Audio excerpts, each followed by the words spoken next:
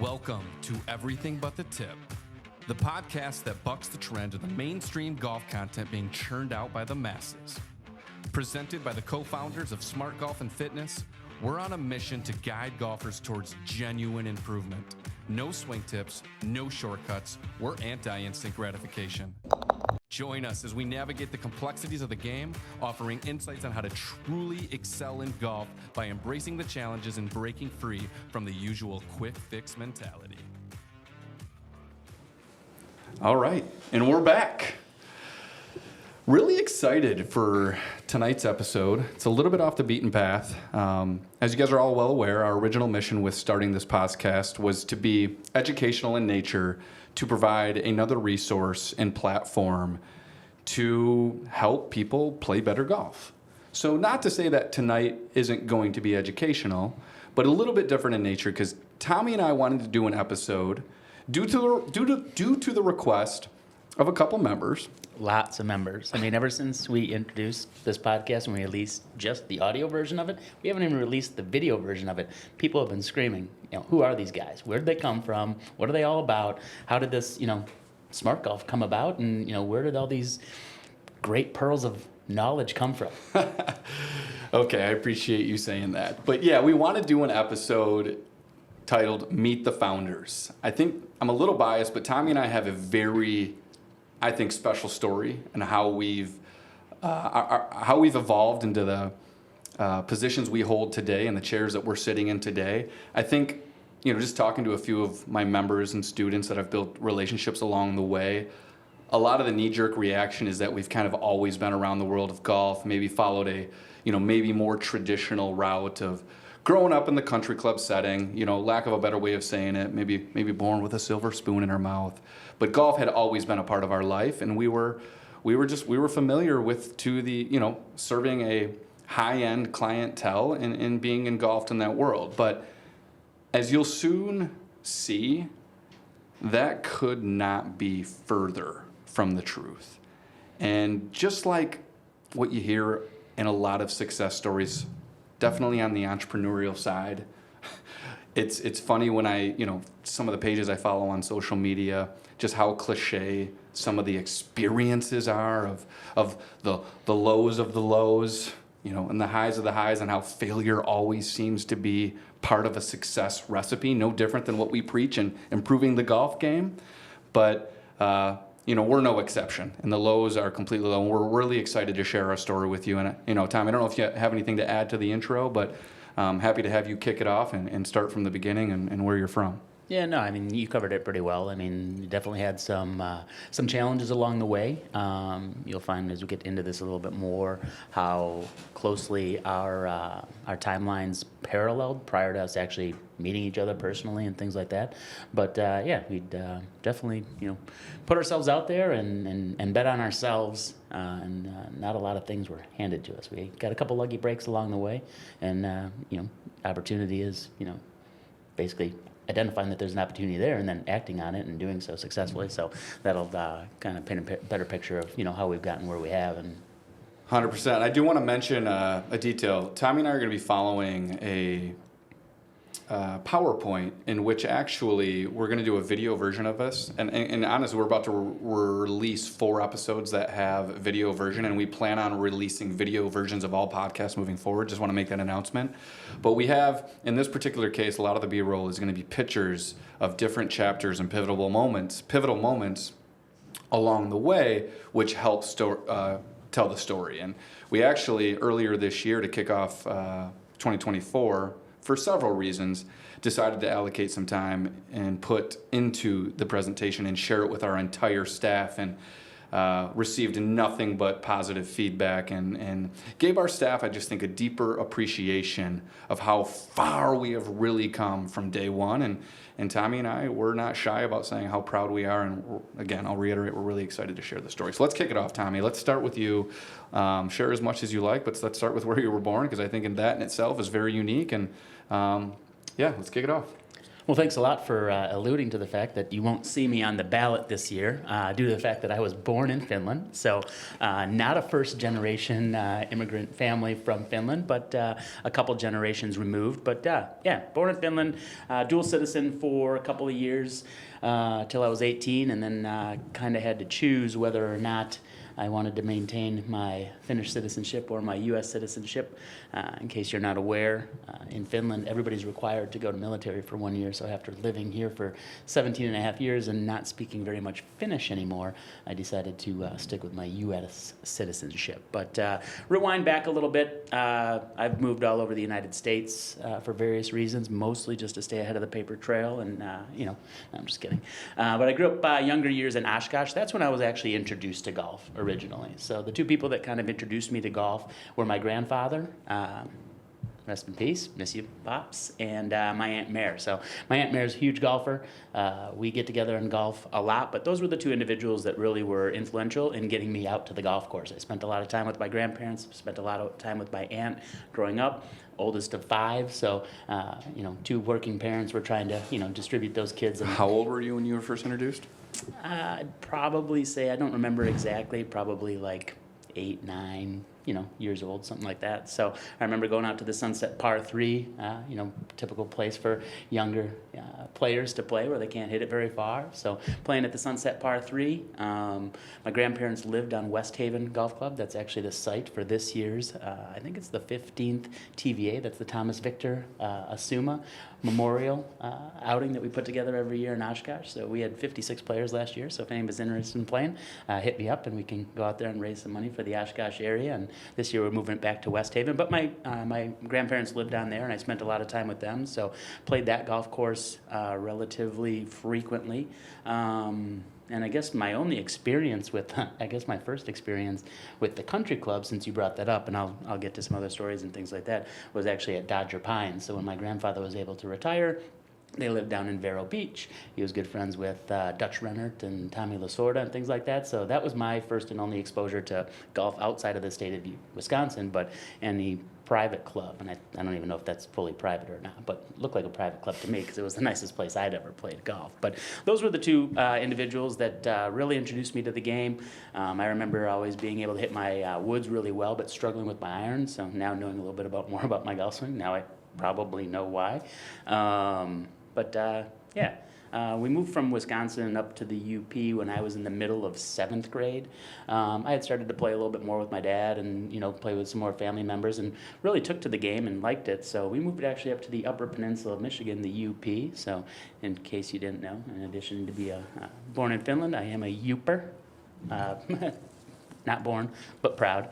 Up in the UP, my golf game continued to be, very elementary in nature. I played a lot of sports growing up, so early on took tennis lessons, played a lot of tennis, played a lot of soccer, played a lot of baseball, made a travel team, was a decent hitter, was a catcher, could throw pretty well. Always prided myself on, being one of the finalists for the softball throw in the Oshkosh, city track meet and things like that. So, decent athlete. But never really gave a lot of effort into golf. I enjoyed the game, liked to play it, never had any instruction early on, just kind of followed along with my aunt, my grandfather, and eventually joined the high school golf team up in the UP.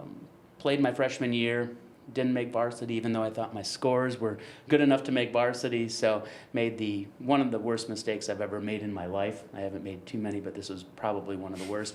I didn't play a spring sport my sophomore year. I decided to get a job washing dishes at Country Kitchen. So I was cruising around the UP on my moped, washing dishes while all my other friends are playing their spring sports. They're playing tennis, they're playing golf, they're playing track and Did you just field say and stuff. that you had a dishwasher job at a country club and you rode a moped to get there? I wasn't a country club, it was Country Kitchen. So Okay. on I US was just going to say because the parallels between us are already kind of crazy, but I had a country club job washing dishes where I rode a moped to work. I just had to throw that in there. So, we played our freshman year at Oak Crest out in Norway. My buddy TJ, Peach, love you kid. He had an uncle, I think, that owned Bombers Golf Club, golf course out there. So we used to go to Bombers and rip it up. He used to have this just wicked dogleg, I remember there. And my slice was perfect for it. I could take it over the trees all the time. So that was one of my favorite shots to hit. But yeah, I played on the high school golf team the first year, freshman year, quit, and then junior and senior year, I allocated to tennis. So we talked about, in some previous episodes, and we'll talk about when we talk about the 11 characteristics, tennis is a complementary sport to golf because it involves rotational speed, power, transferring energy from the ground up, and then being able to add spin and manipulate the hands a little bit to do some things there. But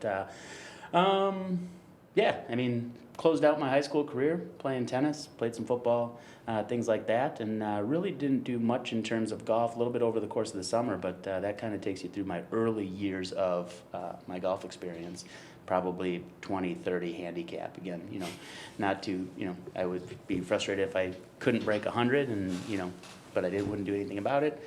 A little more concerned with, how many beers were in my cooler versus, how I was doing on the golf course. Nothing wrong with that.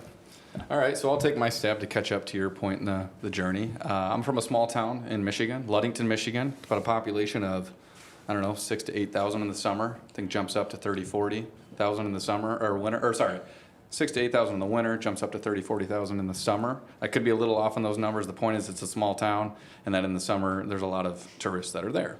But yeah, as middle class as it gets, I grew up playing on, I shouldn't say that. I played every sport in the book. I played, just like Tommy, I played basketball, I played baseball, I played football, I raced dirt bikes. Basketball was by far and clear my favorite sport. My issue and where golf found me was I was about as late of a bloomer as you could possibly be. I mean, if I showed you your ID, which I should actually go find my driver's license when I was 16, I should go find that picture and put it in the slide, and I asked you how old I was, I would be shocked if your guess was more than 12. So the point is, when you're a late bloomer and your sport is basketball, just to put this into perspective, I graduated high school at 5'7" and 125 pounds.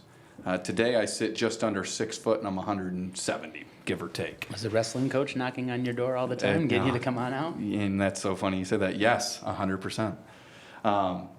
But so anyway, just to expedite that story, it got to a point where I was heartbroken. I wasn't getting enough PT on the basketball court.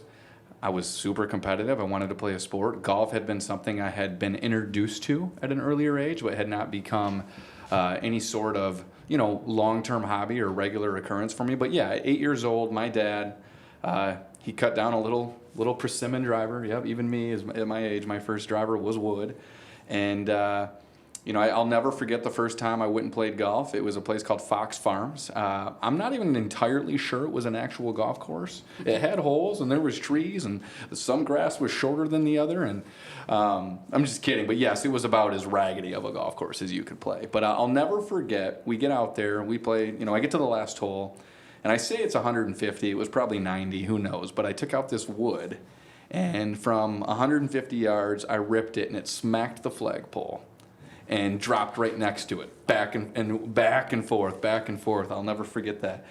And, I mean, as you can imagine, the smile across my face was ear to ear, and I was hooked. And not that I was hooked, but it was like, oh, shit. I associated golf with something positive. You want to say something? Did you make two? It wasn't my first shot, and there's no way.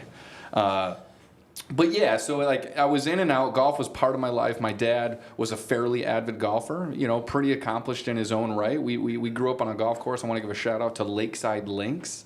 It still does exist, and was just bought by the pro there, Scott. So I want to give a shout out to him as well. And yeah, it was the average par 4 is just over 300 maybe. A lot of it was less than that. So no matter what, it was these days you're driving most of par 4s, but yeah, as a kid to grow up on that golf course, it felt like a legit golf course. It was great to learn on, and it had 27 holes. The east, west, and south. Loved the east, and yes, so from there I was okay. I decided as I knew basketball wasn't going to be a long-term career of mine, I joined the golf team. So just to expedite that, first year, averaged 104. That was my freshman year. I took the Winter off, it's not like I'm taking lessons. Lessons weren't a thing. And if they were, I didn't know about them. But took the winter off. I'm not practicing in the off season. And, through good eye-hand coordination, I averaged 88. And then the following year, junior year, I got it down to 82. Just homegrown, no instruction, and amazing short game. And I could only hit the ball 200 yards. I had a 12-degree tailor-made driver that I would go 1-2 on most par fours. First shot, second shot. But if I got around the green, I was getting up and down. And then, my senior year, I want to say I averaged mid-70s, and I made first team all-conference. And then at that point, I'll just say, I'm going to let you jump in and start your college. But that's where, as I was trying to explore what I wanted to do in life, I do want to make mention of this. No one in my family had yet to graduate from college, so it wasn't a normal thing in our family.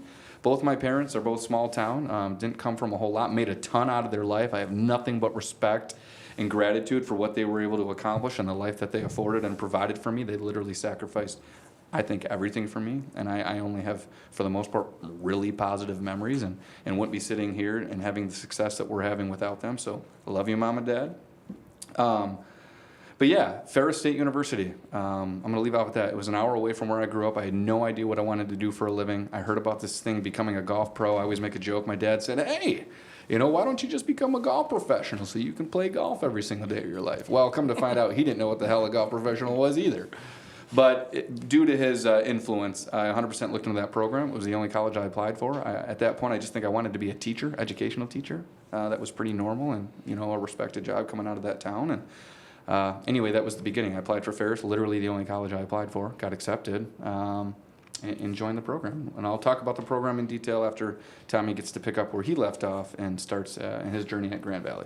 Well, prior to that, you actually prompted another memory of my country club experiences. Having quit the golf team after freshman year, my buddy and Al and I still like to play golf, but me playing tennis, him running track, we were football, basketball players as well, but we still like to go out there and hit the ball every now and then, and we didn't have any cash, so we knew that a buddy of ours was a member over at Pine Grove. Pine Grove still hosts the Steve Mariucci and Tom Izzo charity outing every year, so I'd love to get back out to that at some point, but Al and I decided to go over and say we were part of the golf team, and somebody called us out on that, and then we decided to use a couple names that were not ours, and got close to the driving range when somebody promptly came and grabbed us, so we thought, no harm, no foul, hop back in the car. A couple days later, when school was back in session, we found ourselves in front of the vice principal, and that was my only other country club experience prior to moving to the Chicagoland area. So, as we sit here and think about things that we wanted to add, that sparks memory. I just want to mention the name of the other club, which the high school got to practice at,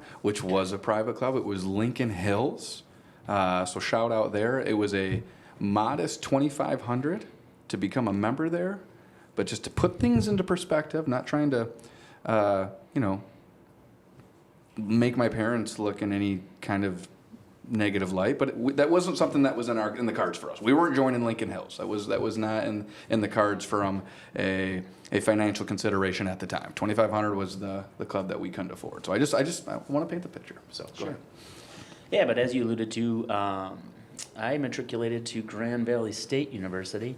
I didn't know we were going to do a video version of this, otherwise I would have worn my Ferris Sucks t-shirt, but we'll leave that out for right now. Easy. But I got hurt my senior year playing football. Had a great PT that got me back on the field, enabled me to play in the state championship game, no big deal. But I thought I wanted to go into physical therapy because physical therapy was great. So I looked at a few different schools. Grand Valley had physical therapy. I went down there. As I started to learn a little bit more about physical therapy, love all my physical therapists. But physical therapy wasn't for me. I got introduced to athletic training. Somebody said, hey, if you want to work twice as many hours for half as much money, you should become an athletic trainer because you get to work with athletes all the time. I was like, sign me up for that. So I became an athletic trainer at Grand Valley, got to work with a lot of the sports teams, worked under Brian Kelly there, so that was kind of cool when he made his move over to take over that program and turn it around. I won a couple of national championships there within a 5-year span. As I was going through the athletic training, realized that, there was not a lot of spots for professional athletic trainers out there. That was still my goal, and that was what I was still going to work towards. However, to make myself a little more marketable, I knew that a lot of us would be working in the high school setting. So most of the way through college, almost ready to graduate, wasn't quite ready to leave, so I decided to add education component to my degree. So yes, I went to school for 6 years, not a doctor. Graduated, within 5 years, stayed for 1 extra year. So left Grand Valley with an athletic training degree and also the ability to teach. So that's kind of where golf and the education component of a lot of our programming comes from. My passion of sports and my background in education. But we had a great golf course at Grand Valley, the Meadows. Not sure if you've ever played it before, but I got to go out there and play. I took golf class. The only thing you didn't realize with golf class is you only got to hit golf balls and play on the 2 or 3 practice holes we had over there, and you had to turn in 2 9-hole scores, but you had to pay for those. Did you get credits for that? You did get credits for it, but also it costs you a little bit more to go get those 9-hole rounds in. But got out there with my buddies, again, still not real great at the game. Loved the game, enjoyed being out there, enjoyed the sun, the environment, nature, drinking some beers, just just blowing off some steam and spending time with guys that you care about. But the Meadows, great golf course. My fondest memory of the Meadows golf course was one of my best friends, Billy, was on the golf team, and our fraternity house was across Lake Michigan Drive. So whenever Billy was in a golf match, you might find a handful of us on top of a van or on the side of the road with some funny costumes on, cheering him on and heckling the other college golfers, especially the ones from Ferris. So There you go. But graduated and didn't really have a job. Ran into my uncle who lives in North Carolina. We got sitting by the campfire, and he talked me into applying for some athletic training jobs down in North Carolina, and that's what I did. I got home to my parents' house, threw out a couple applications. A couple hours later, got a call from a place down in Cleveland County, North Carolina, just west of Charlotte. 2 days later, flew down there, had a job interview. Halfway through the job interview, got offered the job, so went and celebrated with my aunt and uncle, flew home, packed up my car, and drove to North Carolina for my first athletic training and teaching job. Woohoo! Great. I will try to catch up again. I'm just going to mention, this is probably going to be a 2-part episode. Tommy and I have a lot to share. Maybe a 3-parter. Maybe a 3-parter. We'll see. But just want to throw that out there. Might need a refill, too. Yeah, exactly. All right, so here I said, I've got accepted to Ferris State University. At the time was noted as the #1 golf professional management program in the country. More so just because it was the original. It was the very first one to ever exist, which you can imagine if it had been around the longest, the network is the largest for graduates. So when you think, going to a school and increasing the likelihood of being placed at a job, having a solid network where that people can appreciate where you went to school and have a little bit bias towards that definitely helps. So I'll talk a little bit about my first year. I went in blind. Coincidentally, my suite mate or my roommate didn't show up. To say the least, I was out of place. So there I was wearing my J's, my basketball shorts, probably a cutoff, who knows, backward shirt. But, I just remember shirt or hat? Yeah. Probably both. I was nervous, but that's funny. But yeah, I still remember being on the first floor, and it was an interesting first year. I didn't have a roommate. All of these other guys, I feel like 4 of the guys already knew each other. They came from the same town. Very different walk of life. You could tell they'd been in the country club setting. Not to say that everyone goes to Ferris as the country club setting. That couldn't be further from the truth. But I just felt like an outcast from day one. Like I didn't belong. I had, you hear about imposter syndrome. Maybe you were ahead of your time. See a lot of Jordans on the golf course now. Yeah. Hey, touche. But, let's just put it this. I'll say this. Ferris State's program, you get it's 4.5 years straight through, no break. So it's normal semesters, 3 months of internship, normal semesters, 6 months of internship, normal semesters, 6 months of internship, finish your last year and you're done. 4.5, boom. But yeah, so I got in there. You get a business degree, bachelor's in business. So you specialize in marketing. And then you become a Class A PGA professional. And it was daunting. It was a lot of work because not only are you getting your degree, but you're also becoming a PGA professional at the exact same time. And like I said, I had massive imposter syndrome that I did not feel like I belonged. But knowing that I'm about to go into as much debt as I was at school, and I wanted to prove to my family and do something that no one had ever done, which is graduate. I had a lot of pressure on myself, and I wanted to make sure that I fulfilled it. But, fast forward a little bit, I took my first internship. I wanted to explore the country. I'd yet to go out to the side of that side of the country, or west side, east side, who knows? But it was in Arizona. You tell me. It's on the west side. Okay, perfect. It's out in the desert. Just say the desert. See, that lets you know, small town. So yeah, I decided to go to Arizona, and it's a crazy story. I'm going to tell you this because go a little in detail with the story here, because this was my first initial exposure to the golf industry. I chose a high-end private club, not familiar with it at all. All I know it was about, I want to say at the time, $50,000 to be a member, but you also had to buy a lot. So I want to say it was minimum $250,000 to be playing that golf course. That was a world I didn't even know existed. And I'm just going to say, to paint the picture, and I still have some residue from this, I'm always working on growing, but I had small man syndrome. I was competitive. I was as arrogant as you possibly could be, and I was an 18-year-old punk that the farthest place, the one place I didn't belong at that point was probably the golf industry. So anyway, I get thrown into this internship, private club, Flagstaff Ranch, Arizona. Awesome club, and frankly, an awesome internship. But I do like to tell this story. My first internship, I fly there with no car. So the first step I had to do was go to Walmart, and I bought myself a $100 mountain bike, okay? And I just like to describe the story because of the elevation in Flagstaff is so substantial. And my nickname for the internship was, of course, Lance. And you can imagine how a arrogant 18-year-old punk responded to that. Yeah, I wasn't making friends. But anyway, it took me 45 minutes to get to work. Took me 15 minutes to get home. And that's because that's how uphill it was. Here I am packing a lunch, buying cheese that I could barely get out of the package because I was trying to save money. That ended quick. I pissed off my room because we were buying groceries. I'm not eating that cheese anymore, man. But anyway, that was my first internship. I basically just scrubbed clubs, washed cars, got tipped $20 for washing cars, and I was blown away. But Gotta ask though, did you wear your spandex underneath your golf gear? But yeah, I'd get to work every single day soaked in sweat and have to change my shirt when I get there.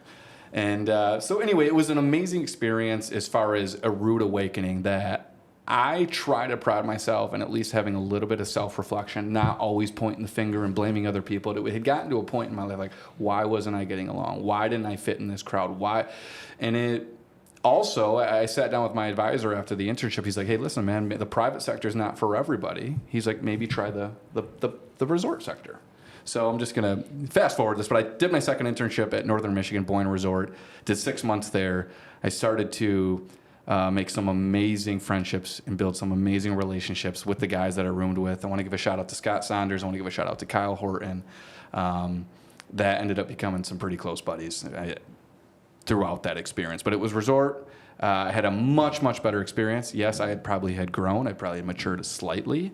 But it was a nice, different pace. And then finally, after that, I went to Congressional Washington, D.C. Technically, that wasn't part of the program. But one of my buddies, Cody Smith, shout out, he was doing an internship there. And he said, hey, if you can make it out here, end your internship early, I got a spot for you to come spend 3 months in D.C. So, of course, I said yes. Spent three months at Congressional, a little bit more equipped for that atmosphere, for that private club setting. Again, mainly just scrubbing clubs, But what I did have a cool opportunity to do was really start to observe coaching. A guy named Danny Shands, they called him the master. I want to give a shout out to him as well. He ended up getting, unfortunately, struck by lightning, which, as you can imagine, he didn't do it on the internship, but massively changed the course and trajectory of his life as a whole. He's doing well today. He's a professional bass fisherman, but definitely, a sad part of the story there. But yeah, that was the one part early in my career where I got really exposed to golf instruction. I started to really rebuild my own golf swing. I'll never forget that summer because I was going through some massive changes, and I don't know if I might have broken 80 once on that internship, but anyway. So lastly, I did an internship, PJ National Resort and Spa, down in West Palm Beach, Florida, which that becomes an important part of the story because we ended up moving there. But yeah, that's where my teaching career started. I took the initiative on that internship. Most of my job was just, selling shirts in the shop. But I made it a point to talk to the director of golf, Jane Broderick, and she gave me the opportunity to start teaching. It threw me into the fire. And that was where I started my coaching career. I'll never forget. I think my first lesson, I was getting paid near $200 an hour, and I had no idea what the hell I was doing. And but I made it work, and they left happy. And so, whatever, to each his own. I'm sure we all got started in a similar manner. But yeah, and then at that point, got back to school, graduated with a Class A PGA professional. Could not have been more proud. And that's where the job search begun. But I'm gonna end my version there, my story there, and you can go ahead and start discussing your first job. Well, you reminded me again of another country club experience I had, because I too spent some time up in northern Michigan. So again, Billy Fitz, I mentioned earlier, big shout out there, was over Which at I met Bay Billy Harbor. on my internship. Okay, Yeah. nice. Yeah. So I was very, very fortunate to spend a lot of time up at Boyne Islands, up at Bay Harbor, hit some golf balls on their driving range, get to play the Heather, get to play the Lynx. the Shout out to Quarry. Josh Richter. I know if you're listening to this, you'd be just disappointed I didn't mention you. He was my boss at the Heather, Port of the Boyne Highlands. What's up, Josh? Miss you, kid. But yeah, so early years after college, I was an athletic trainer. I was a high school teacher. So I was wearing khakis. I had my fanny pack in tow. I feel like I said this already at some point, which I probably did, but I tell this story a lot. But I was really passionate about working with athletes. I wanted to be the first line of defense when somebody goes down, to figure out what's the next best step to make sure that they can get back on the field as soon as possible. So whether that's transporting them and getting them patched up, whether that's something we can handle in-house or whatever, I loved athletic training. I loved being part of that team. I loved being part of the coaching staff. I also liked the education part of it, because you get to see the kids in their normal element during the day.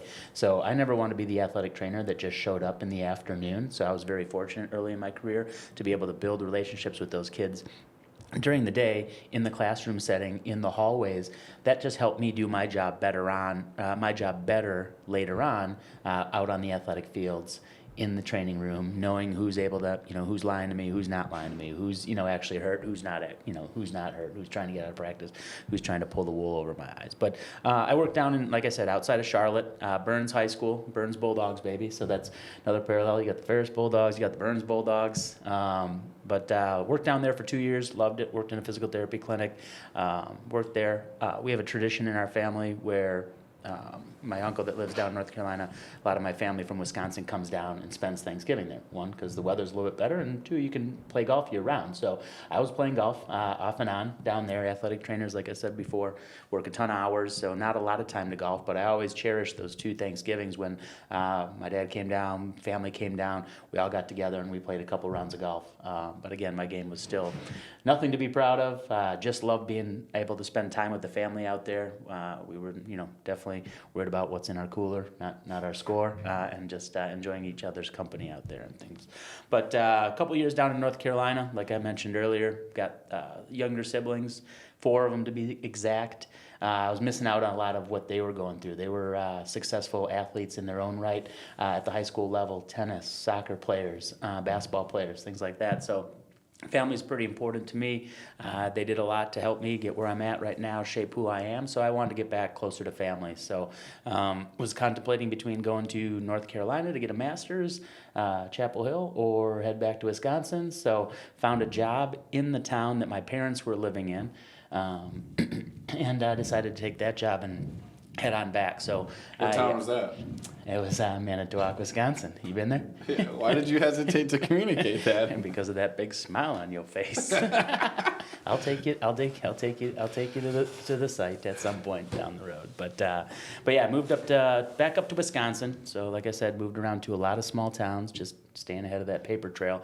But worked at a hospital system there, and then again at another high school. So I had a job teaching again. Oh, in by the the high way, school. we have to draw another parallel.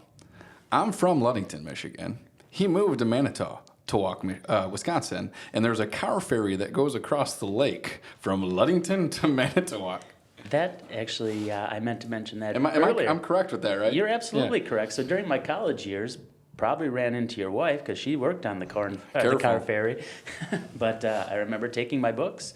I would drive up to Ludington. I would load the car ferry. I would study anatomy out of my book. and I would have a couple of lineys, and my mom would pick me up on the other side, and I'd always be so tired. She's like, "You look like you need a sandwich and a nap." And I said, "Of course I need a sandwich and a nap." I also played a Macker in Ludington, so Gus one of the Macker, best Gus baby. Mackers out It there. is the best. Hoopers, so who knows, But anyway, where do we leave off? I moved back up to Wisconsin, worked at a high school there as a teacher, again, working as an athletic trainer, working with athletes. One of my big things as an athletic trainer, a lot of what we do or you're taught as an athletic trainer is retroactive. It's what happens after a person gets injured. And as much as I like to work hard, I'm not shy about working hard, putting in the hours, putting in the effort, things like that. I thought if I could come up with a way to make sure athletes didn't get hurt, a lot of the strength conditioning, prehab type of stuff, it would save me work on the back end, probably help the players stay on the field more, and hopefully win some more games. So that's why I started to focus my efforts more on. We had a big speed and agility program. We had a big lifting program. The coaches at Roncalli High School, shout out there, were more than happy to have us be a part of that. I always had to ride a fine line if you know anything about athletic training, and if you're lent out from your main employer to the high school, you always have to kind of honor the contract. So they negotiate a contract, how many hours you're supposed to be there for, how many events, things like that. But athletic trainers have some of the biggest hearts, again, biased, but you're not going to leave, just because your hours are up. You're not going to not take a phone call in the middle of the night because your star athlete's got a broken hand and you need to come in and see whether or not he needs to get an x-ray or stuff like that. So I always rode that line. I was always over that line. I was always giving way more because that's just who I am, and I wanted what was best for those athletes. But I started to focus a lot on the strength and conditioning, speed and agility. So that kind of got me more into what I do now from a fitness perspective. But ultimately, this is how I actually got introduced to the golf industry, or my kind of small step there. So my roommate was big into golf. Again, I liked golf, but we were the same as everybody else. We'd dust off our clubs, we'd head to the driving range, hit a couple of shots, when the season started, and then we would go play. But loved playing golf before work. The days I didn't have to go in early, we played at Meadow Links, we played at Seven Lakes, and then Autumn Ridge was a pretty challenging golf course. But a few nice tracks around that Manitowoc area. But ultimately, how I got into the golf industry initially was just a half-day golf seminar I put together. So just as an avid golfer, the other athletic trainers around me, they had projects. So one of the girls put together a 3-on-3 basketball tournament. We all helped her, but she was the main organizer of it. My roommate at the time, he put together an award ceremony for the coaches and the players to award them on jobs well done for the schools that we were a part of, and we were there. We all helped with that, but he put that on. So they asked me, "What do you want to do?" And I was like, I don't know what project I want. And they suggested that I put together a half-day golf seminar. They said, "You're into golf, you're into sport and performance. Not a lot of people do stuff before the golf season to get ready. Why don't you do something like that?" So that's what I did. I went and found the local club pro in Manitowoc. Don't know his name. He had a little shop on the corner there, right around from Chewy's. So hit him up. He donated a couple items. Wanted to come promote his business, so he came on out. Hit up one of our physical therapists, put together a little presentation, had a good relationship with some of our spine surgeons, so we had them come on over. So between the four of those individuals, we put together just 20-minute little breakout sessions, picked up some bagels, picked up some fruit, did some promoting around the community, and had a pretty nice little turnout. We raffled off some door prizes and things like that. And that half-day golf seminar is actually how I got into the golf industry. I know a lot of people are asking how that was the case, but when my now wife and I started dating, knew each other at Grand Valley, weren't dating then, but somehow, some way, kept on crossing paths and started dating, and she lived in actually Atlanta. I lived in Wisconsin. We did a long-distance relationship for a while. Definitely not the easiest thing to do, but as an athletic trainer, it's kind of a blessing in disguise because, again, you're working sun up to sundown and lots of weekends and nights. So it helped our relationship not being in the same vicinity as one another. But she moved to Chicago. I was still living in Manitowoc for another year, and then ultimately she gave me the ultimatum. She's like, "All right, I moved to Chicago. I'm not moving to Wisconsin." She wanted to get closer to her family as well, which is from the Michigan area, so another parallel there. And ultimately threw my name in the hat for a job down here in Chicago. College roommate of mine, who I'm still in contact with, runs his own physical therapy gig here in the Chicagoland area, sent out an email, said, "Hey, Chicago Cubs need an assistant athletic trainer. Anybody that's got 1 year of experience or whatever, send your resume. It's going to be a great position." if you remember a little bit back, ultimately I wanted to become a professional athletic trainer. I emailed RJ back and said, RJ, I'm going to fudge my resume. Don't tell on me. I want this position. He's like, dude, you don't want this position. He's like, just apply for this company. It's a great company. Great to get your feet wet. Great to get some experience. And then there's a lot of opportunities that could come from that. So he talked me into it. I threw my resume into the hat, but I found out later that even though there was a stack of like really qualified resumes, which I was as well, I had 4 years, 5 years of athletic training experience already at that point. This little half-day golf seminar put my resume to the top. So worked at Athletico, great place to work. I appreciate all my years there, but they had a golf performance center. And they said, hey, would you have any interest in working at our golf performance center in your downtime and off-season, things like that? I said, absolutely. If that's what it would take to get me down to Chicago, where I want to be, that's what I would do. And that ultimately is how I landed down here. All right. Well, I might get ahead of you in the timeline here. Well, I can finish up real quick because here in Chicago, basically, I worked at another high school. I worked at Driscoll Catholic High School. Fantastic high school, fantastic parents. If you haven't heard of it, there's a reason. Because it got closed down. So that's ultimately how my golf responsibilities built up. So it was a dominating high school in the area, weirdest experience I've ever went through when they closed that high school down. So basically I got a choice as to what I wanted to do next. Did I want to work in another high school environment? There was a couple of professional opportunities that had came about. The Sky job was available. There was some college opportunities.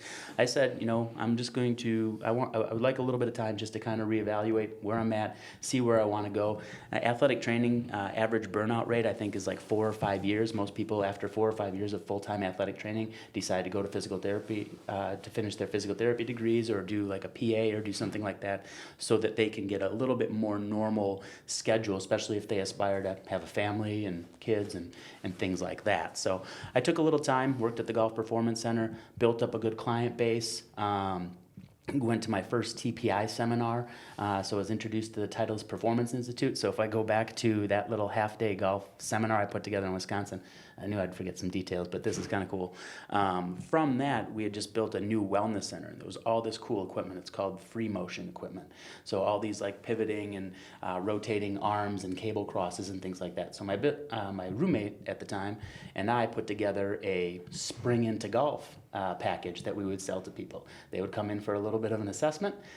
We would sell them a package of sessions and send them home with some exercises, but we would take them through some, range of motion measurements and stuff. And TPI might have existed at that time. I think it actually did if I go back in the timeline, but we didn't have that information, and for some reason we couldn't find that information. So he dug up this old physical therapy book that had some tests for golfers in it. So like the test for internal rotation was to simply have the person stand against the wall and pretend they were putting a cigarette butt out with their foot. So they would twist their foot back and forth to look at their hip range of motion. So that was kind of our assessment. We took it from this old physical therapy book. We sold this spring into golf. I think we might have sold, we had 3 or 4, guys that came on in and were avid about golf. But that's essentially how I started to think about, holy cow, this is kind of an untapped market. So I thought I was onto something, really unique. Come down to Chicago and find out that TPI had already, started this, and they actually helped build that golf performance center. But I worked there for a while, built a good client base, loved my time at Athletico, but ultimately cut it short based on where my personal and professional goals were going to take me. So, Told to lay a shingle, right? yeah, I did have a interesting meeting with a manager at the time. I had a kid. Was thinking about having more kids, and just again, like I said early on, athletic trainers make half as much money, if that, from physical therapists, and work twice as hard. So it's not a very well compensated job. You learn a lot, you work hard, and I love it, and I wouldn't give it up for the world. But athletic trainers, as we've learned over the past couple of years, NFL player that went down, that athletic trainer saved his life. Definitely an allied health profession that needs to be more well aligned from a compensation standpoint as some of those others out there. But ultimately, turned the Golf Performance Center around, got it in the black. Wasn't an area of the company that really was responsible for bringing in a ton of revenue. It wasn't everything based around physical therapy. So I was really happy about what I had done there, and really passionate about it, and ultimately decided that I didn't want to go back into the athletic training realm. So conjured up the the balls to go into the meeting and ask for a little bit of a raise, and had some financials that supported what we had done, and then ultimately what I had planned to do to continue growing a client base and bring on maybe some help and things like that. Things looked great. We had an agreement in place, and ultimately, shortly thereafter, that agreement wasn't going to be a possibility. So I was told that if I didn't like things there, that yes, I could put up a shingle. So that's ultimately what I did. I went home, cracked a Miller Lite, sat at the table with my hands in my head, contemplating what the hell I was going to do next. All right, I'm gonna cut you off. Okay. I'm gonna catch up now. Okay. All right, so beautiful. We're getting closer to the entrepreneurial beginning, by the way, which tons of good stuff we've shared up to this point, but we haven't even gotten started with the drama. But I want to say this, so just to get caught up to Tommy, to where our paths will eventually cross. But I took my first job outside of school. I graduated from Ferris State University 2008. And spent a little bit of time in Ludington for 3 months, just kind of looking for a job. Was kind of picky. I knew what I wanted and wasn't landing the opportunity that made the most sense. But I ultimately landed a job at a pretty well-respected position, pretty highly sought-after job at Old Marsh Golf Club in West Palm, Florida. And I just will make a note of a detail. I had just met my now wife 1 or 2 weeks prior to accepting this position. But it was a first assistant position, Old Marsh Golf Club. Job description, for those of you who are not familiar with the industry, yeah, you're folding shirts, you're running tournaments, you're washing clubs, you're caddying. Honestly, you're doing whatever the member wants you to do. If you want to go fish a squirrel out of the pool, you're fishing a squirrel out of the pool. But accepted the position, and I was pumped. I had already done an internship, actually, as I had stated earlier in my story, at PGA National, so I was very familiar with the area. And for anyone that hasn't been there, West Palm Beach Gardens, Jupiter, it's golf heaven. There's so many different country clubs and golf courses to play, and they're all immaculate.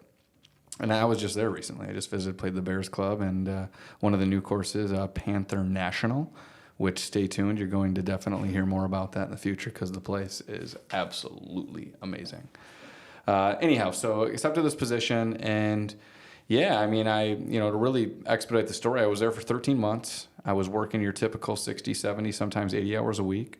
I was busting my ass. I was probably also growing an ulcer. I have nothing but respect for the head golf professional who I still stay in touch with, a Mr. Tom Dyer, known as the man, the myth, the legend. He is one of the most hardworking, respectable professionals and human beings that I've ever met in my entire life. Tom, I love you. And long story short, one cool part of this position is he was really good about bringing in top 100 instructors or anyone that had had a lot of success in their career to give presentations. It would just be the staff. We'd be hanging out doing pizza nights. He'd bring in Martin Hall. He'd bring in, Adam Schreiber, some really solid Jim McLean disciples. He'd bring in, at the time, at one point there was a presentation. This is probably the one that had impacted me the most. It was none other than Mark Blackburn and John Tattersall. They did a presentation at Jupiter Hills, which, by the way, the director of golf at the time was really, really good friends with Tom. So naturally we were invited. And I went there and was first introduced for the very first time, TPI, the screens. And I didn't know it was TPI. They were just putting us through screens. They were putting us on this technology with 12 sensors, showing us graphs and speaking a language that I'd never heard of. But I was fascinated. And at that time, Mark Blackburn, by the way, just voted top, teacher in the country. I think Golf Digest, whatever the magazine is. He's one of the most well-respected, golf instructors in the country right now. And he was, he had some momentum at the time, but he wasn't as household as a name as he is now in the golf instruction sector. So anyway, at that point, throughout all these seminars, Tom and himself is a fantastic golf instructor. He has more energy and passion and motivation to continue his education. He's one of the most curious, humbled men I've ever met. I try to take that with him. I'm not afraid to show my ignorance. I'm going to ask a ton of questions, nor was he. And, I took a lot of, value from that. And anyway, I just started to learn at that point, like, hey, this 80-hour-a-week thing, I want to be a dad one day. I want to get married one day. And, I got to leave. I got to speaking of being married, I have to add this detail in there. My wife at the time, we met a week before I moved. We stayed in touch on the phone for 6 months. And I said, hey, if you want to make this work, how about you move down to Florida? And she did. And not proud moment, but I was so infatuated with doing a really good job. I was scared to ask for time off to drive down with her. That's how like nervous I was about this position. I have all the respect in the world for Tom Dyer, but I'll tell him like, man, I don't want to work for you. You know, I don't. Like you have a really high standard, which I respect, and I learned a ton from it. But holy shit, that does not work with my personality. I have enough anxiety as is already. But she moved down, and you know, the rest is history. But and I'm sure we'll come back to part of her involvement in this journey as we move forward. But yeah, I'm going to get to the point where I end up moving to Chicago. I always perused this job networking site called pga.org. It was where you looked for jobs. It's a pretty cool thing about the golf industry. If there's a job available, that's where you go look. You know, there's some higher sought after jobs on different websites, but this is where people looked. Well, here I am going through the list, and all of a sudden I see this startup teaching business. This was like a week after I had been given that presentation from Mark Blackburn on the what's called advanced motion measurement, $40,000 piece of biomechanical technology that can measure anything you could ever want to in a golf swing. And then also being introduced to some of these concepts, some of the screens that TPI introduced as far as testing people's mobility, stability, et cetera, as it relates to the golf swing. But anyway, again, fast forward. I inquired on the startup because it was at none other than the Glen Club in Chicago, which is kind of crazy because it was the other job that I interviewed for coming out of college, and I was offered a job.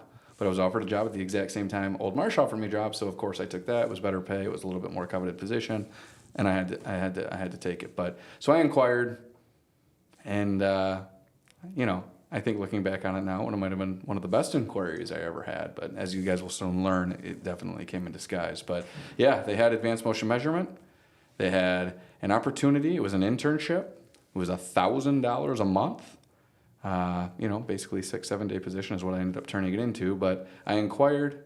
The individual on the other end of the phone, I'm not going to mention his name because I don't want to give him, you'll soon understand why I won't mention his name.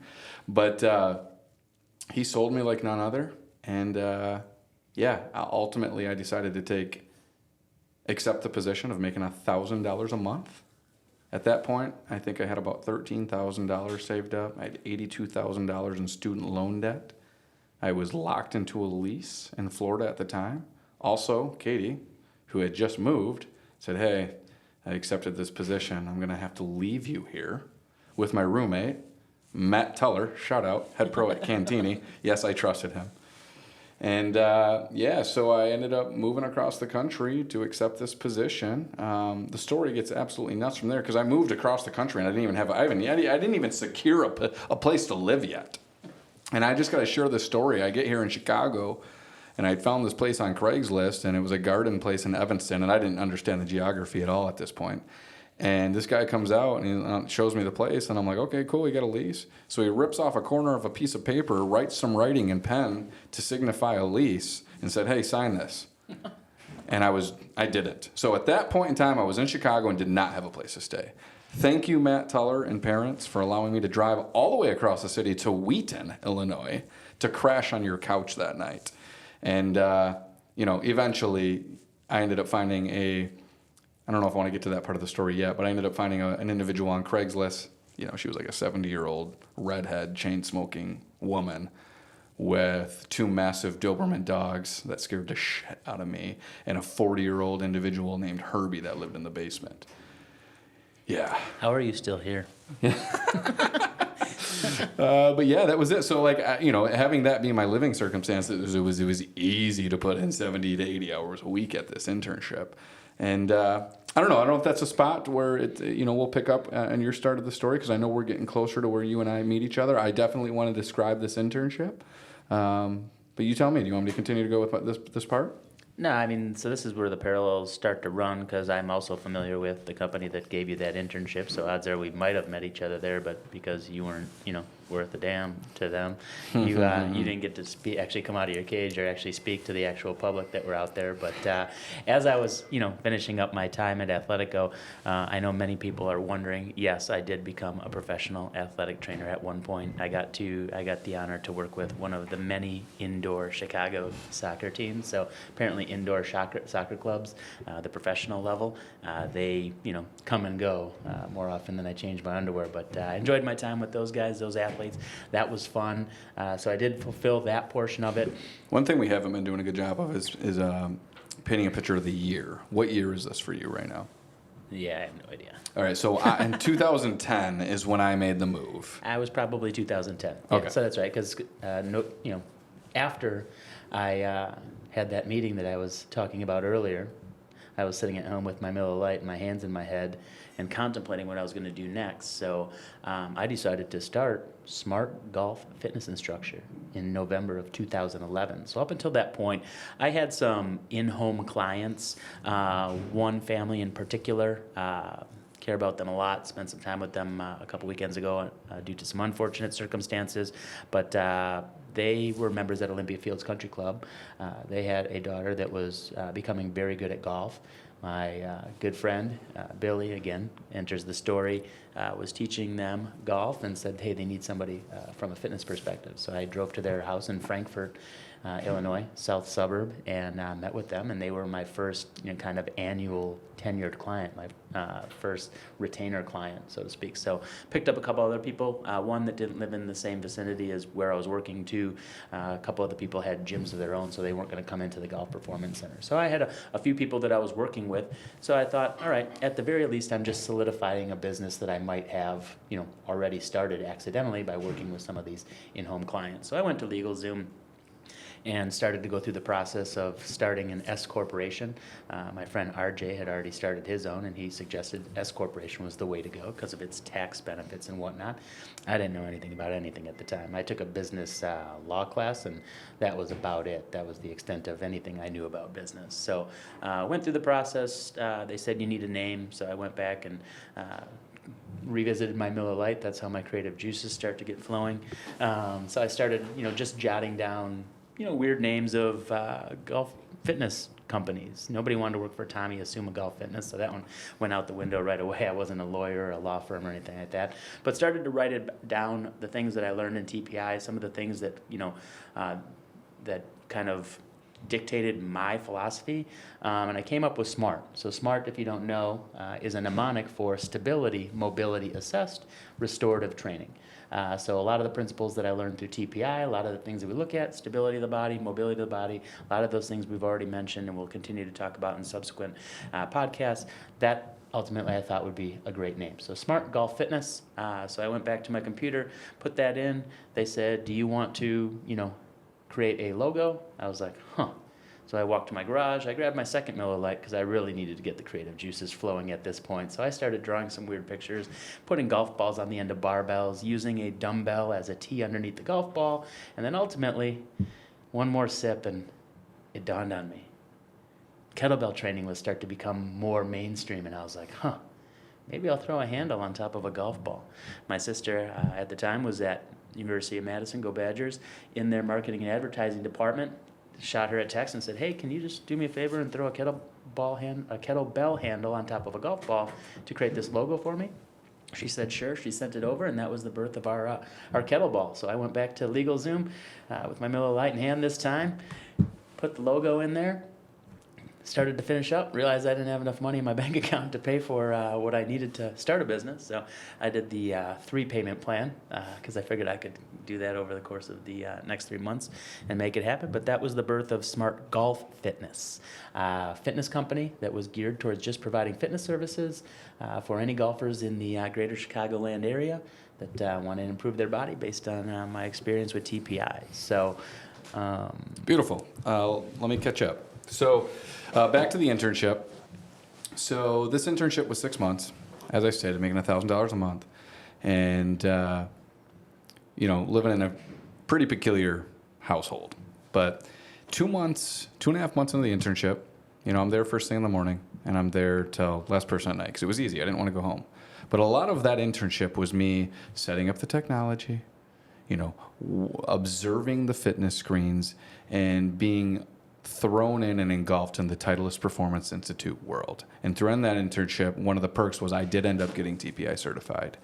And, hopefully most of you guys are familiar with TPI, but that's just a really cool piece of education that helps better improve the communication between golf professionals, fitness professionals, medical professionals, etc. So we're all speaking a very similar language. It's a deep education on how the body, a deeper education on how the body relates to the golf swing.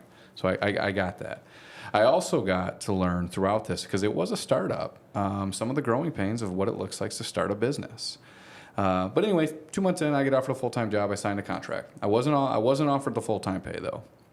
I was still being paid the $1,000 per month, just watching my bank account become depleted. Fast forward, we're 6 months in, where my full-time pay is to kick in. Now, not to mention, throughout this internship, I'm doing a long-distance relationship with my now wife, which I'm fairly certain she'd take ownership over the fact that long distance with her, especially in that chapter of her life, was anything but easy. So, to summarize that, it was definitely not only a financial strain, but it was also an emotional strain as well. So anyway, I end up at that point, I tell my old boss, Tom Dyer, hey, been offered a full-time job, because at that point I was planning on going back to Florida, but told him I was offered a full-time job. He congratulated me, and I signed a lease. Signed a lease in a small 2-bedroom apartment in Winnetka, Illinois, and which we'll have pictured here.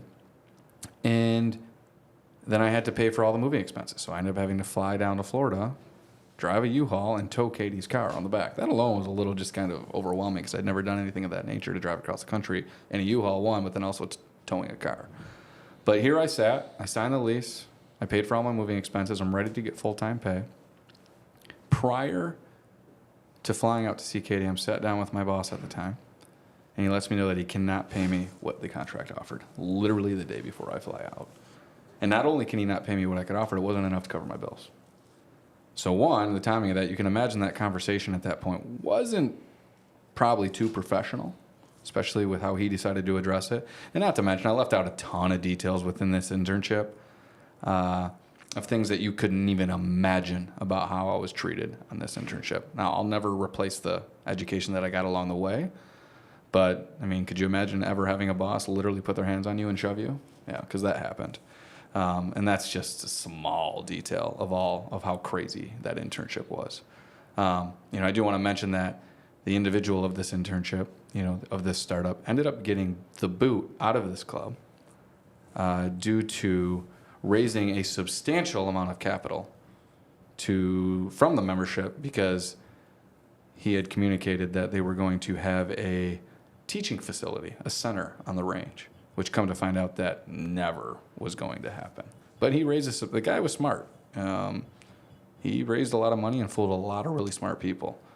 And I didn't know it at the time what a sociopath was, but I definitely looked up the definition of it, and I'm very familiar with who they are. And I'd like to say that was the last time that I fell victim to one of those, but as you'll soon find out later in the story, that unfortunately is not the truth. But anyway, so I accept the position. I have $700 to my name. We end up coming to an agreement that said, hey, yeah, I'll pay you what you can to pay your bills, but you can imagine that was not a very solid start to the position. But a weekend, Katie moves across the country. She'd already, expressed her concern, like she was frustrated. She loved West Palm. She was working at a really high-end salon, successful in her own right, especially in that field, and didn't want to move. West Palm's awesome, so was the weather. But she moved, reluctantly. And there we sat in our apartment. That morning, I go a week into the job.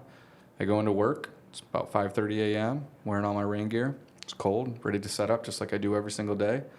And they happened, two of the owners of the company happened to be there. And, I walk in, I'm just going to expedite this, but I got fired. And, there I sat in front of my laptop, a lot of company information. I was very cooperative, because, at that point I was so young and early in my career, like I was thinking ahead already, like, oh shoot, I don't want this position that I just spent 6 months at to not be on my resume. I want there to be a reference. I bust my ass off. I want to have a good, that's where my mind was. So I cooperated, and I was smart enough to have everything backed up at that point. But I did everything, and just to paint the picture of the extent that this individual was willing to go through, he had asked me to take off my rain jacket, take off my rain pants, and even wanted to go after my shoes, because at that point I didn't realize it, but it was company owned. It was all FootJoy, but I was given to by the rep throughout that internship, just to kind of give you a little bit more detail about what kind of dude this was. But so there it was, middle of October, 2010, Class A golf professional, $82,000 in debt, signed and obligated to a year lease. No one's hiring. I go home that morning. I sit down in front of my wife. Of course, huge knot in my throat, choked up, crying. God, I've gotten to a point where I can tell the story without getting emotional. And I looked at her, and I said, "This is going to be the best thing that ever happens to me."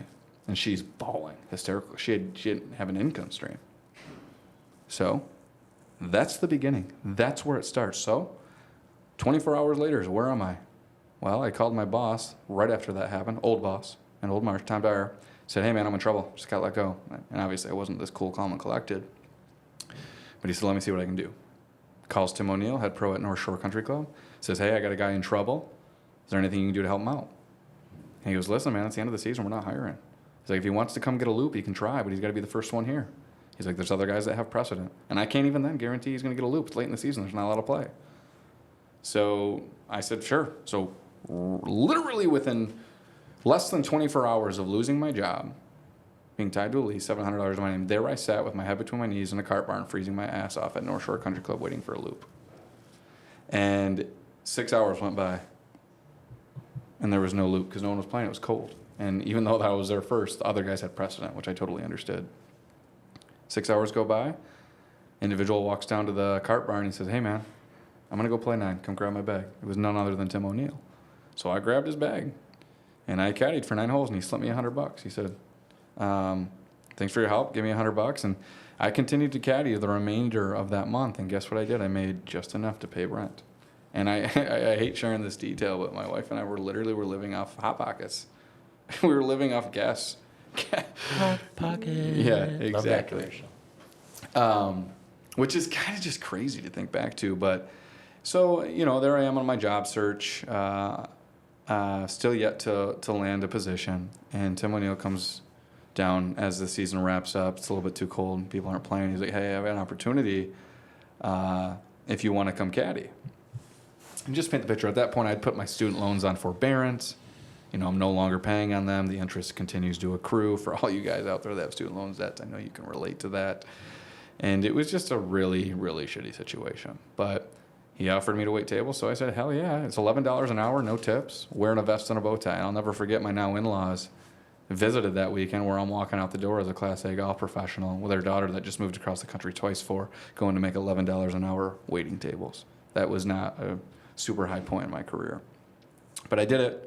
Did it for about a month until I landed a position at none other than Golf Tech. And just to expedite this part, I accepted a position. I went down to Denver. I had a 10-day training, which was awesome. They have 400 plus. I might even be wrong. It might be 500 now. Locations for a reason. They know how to run a business, and their infrastructure is super, super impressive. Accepted the position. 3 months into it, what do I get? I get a phone call from Tim O'Neill. "Hey man, how you doing? I just wanted to check in. There's a standalone range over in Long Grove. Range owner's trying to figure out some new revenue streams. What do you think about coming and maybe teaching some golf there, and then you just let him get the revenue from selling buckets?" I trusted Tim at the time, so I said, "Sure, I'll come entertain this. What time should I come and meet?" We set up a meeting. I met the guy, saw the range. For all of those, it still exists, called Ballybunion. It's in Long Grove. But I sat down with the owner. He said, "Hey, listen, $500 a month or X amount from your lessons. Max is $500 a month." Well, just as you were told to lay a shingle and went home and started making a logo, I did the same. And I went home and I started messing around with a logo and a name. I ended up coming up with Project Golf. I ended up coming up with what I thought was a pretty cool logo. Shout out Ryan Gans. He helped me perfect it. And Anyway, I end up going into Golf Tech because I knew Golf Tech was great. It was a great landing place. They helped me get my, my legs back under me, and I'm forever thankful. And even when I told them, I'm like, hey, I'm leaving, I broke down. I cried very, very hard telling my boss at the time, shout out Kurt Kohlmeyer, that I'm leaving. And he had a lot of respect for that because he knew that, I had a lot of respect for him, and I was very appreciative of all the education and training that I had acquired throughout my tenure there. But I knew that I had a different calling. All that education I had gotten through the internship, I was underutilizing in my position at Golf Tech, and I knew that it was never a position I wanted to be at long term. And when I told him that, it was flattering because I'll never forget getting on the phone with, I think now the COO, and his name's Jeremy Beck. He was very generous in trying to put together a package to keep me there. And it was hard to turn down because once I had done the math, I had $7,000 saved up, and I knew I had to go buy 2 laptops, I had to go buy 2 cameras, I had to go buy a used K-Vest. At the time, those things were like 10 G's. I think I got it from 2,500. Thank you, Lewis Sauer, for selling me that. And I just couldn't do it. I remember sitting them on the phone, and they were like, "Listen, Joe, one of 2 things are going to happen if you leave Golf Tech. We never pictured you being here as just a coach. You're either going to go out there, fail, come back, and lose out on all the traction that you could have gained while being here within that time frame, or you're going to get out of the golf business, because it happens with every single guy that leaves this job and tries to make it on their own. Joe, not to be arrogant, but we're damn good at what we do." And I go, "I know you are, and I appreciate that." But I go, "Hey, listen, not to be arrogant, but I'm damn good at what I do." And I go, and I laughed, but I said, "I have to, man. I have to go out there. I don't know if I'm going to fall flat on my face. I don't know if I'm going to fail, but I have to go out there and try. I can't be 20, 30 years from now and just wondering what if. I got to go find out." But that was the beginning. So I left that position. Like I said, I went out and bought 2 cameras, 2 laptops, created a logo. Ryan Davis, thank you for Titleist. He helped hook me up with a few den caddies, a tent. I ended up becoming a tech fitter, so I ended up getting a launch monitor and gotten all the fitting equipment that helped make the operation a little bit more legit. But I just do want to describe the first day. I've described it a million times, Tommy. I know you've heard it. I described this first day in accepting my award of player development in 2019, first PGA award, and I'll just describe the first day. And I got to give a shout out to my wife, because I remember sitting on the couch. We had finally gotten our bearings, gotten our legs back under us. I didn't have a substantial amount of savings, but I had some, and I was able to start paying my student loans. I go, "Listen, do you care if I do this? Do you care if I leave? There's no guarantees." And Katie, without hesitation, said, "Yeah, I don't care. I trust you." So you can imagine when I first had that conversation with her and received that. And now, I don't think I've ever told her this, but like in that conversation, I was like, "Oh shit, I'm marrying this girl." Because she's willing to ride or die on this, like, and bet on me with that type of confidence after everything I've put her through. Yeah, I don't know if I'm going to find a better partner in that. So anyway, I drive out there first day. I leave Golf Tech, which was really, really hard to do since they had offered me some incentives to stay, and it took me about a 45 hour to get out there. It took me 45 minutes to set up, because if you can picture this, like I pull up in my car, I got everything in my SUV. I've got a big old tent. I've got, a table, I've got chairs, I've got cameras, I've got wires, I've got electricity. It's a process, but I got to take everything out of the back of my truck. I got to put it through this window that separates the range from the hitting areas, because there was actually indoor hitting stalls. Anyway, it took me about an hour to set up. I'm wearing all black. It's 90 degrees. I'm soaked in sweat. The range is a burnt yellow. The golf balls are just absolute shit, and there's 3 people hitting balls, and I'm wondering what the F I just did. And there I sat, ironically, with $700 to my name. Well, again, long story short, for the 72nd time for me saying that, I made $1,200 that day. I walked the range, I handed out my business card, said, "Hey, can you come? I'll give you," and I give you a 2-hour assessment. Not too dissimilar to what it looks like today. $50. Guys were like, "What do I get for $50?" Like, "Yeah, that's what I'll get." "Hell yeah, I'll do it." Well, I sold 2 10 lesson packs for $600. What is that? Well, $1,200. Well, plus the 50 for the assessment. I probably gave it to him for free. That month, I made $6,700. Following month, I made $13,000, and I had all my savings back. Now, I will say, I wasn't even thinking about creating an S-Corp. I wasn't even thinking about an LLC. I'm sitting here with some logo, arbitrary logo business name called Project Golf, and none of it was legit. But I was getting paid, I was doing my own thing, and I was working my ass off, and I was happy. So, all right. So where did you leave off? You had gotten to the point where okay. So I'm gonna go really fast through this next part. I did that for an entire summer, and then winter came. So then I partnered with an indoor fitness place, which I taught on the weekends. I had to set up, it's not a pretty site, we'll have a picture of it. I set up a net, I set up the hitting mat, I set up my cameras, and I functioned and operated just as my business did during the summer. I didn't teach nearly as many lessons, but I had a few guys that made sense for to see me on the weekends. During that week, it's a long story, but I'm just going to jump to it. I accepted a position at Morgan Stanley to do cold calling and potentially humor the idea of getting into the wealth management world. I did that. So basically, I did that Monday through Friday, and I taught on the weekends, and I worked 7 days a week for 14 months straight. Of course, I took some of the holidays off, but my schedule was 7 days a week. And I wasn't making a ton of money. I was probably making, 30, 40, 50 grand a year at most, because I was getting paid $8.50 at Morgan Stanley, and I was barely making any money teaching on the weekends. It was nice, though, because there were the Buffalo Wild Wings right there on Sunday, so I could just go creep over there to go watch my Lions play.